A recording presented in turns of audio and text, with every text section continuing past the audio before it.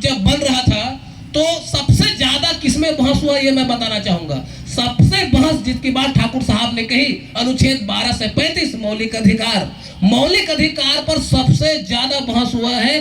33 दिन इसमें बहस हुआ। अब कैसे हुआ?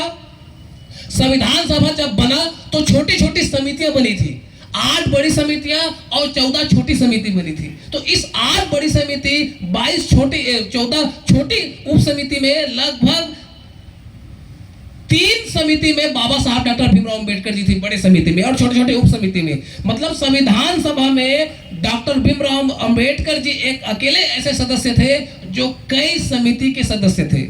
और उस समिति में जैसे मौलिक अधिकार पर एक समिति बनी थी, अल्पसंख्यक के अधिकार पर समिति बनी थी, और जनजाति क्षेत्रों में प्रशासन और उनके सुरक्षा संवर्धन पर भी समिति बनी थी। और इस समिति में सलाहकार समिति के अध्यक्ष थे सरदार वल्लभ भाई पटेल। तो यहां पर बाबा साहब डॉक्टर भीमराव अंबेडकर जी ने स्टेट एंड माइनॉरिटी का बहुत बड़ा मेमोरेंडम प्रस्तुत किया था।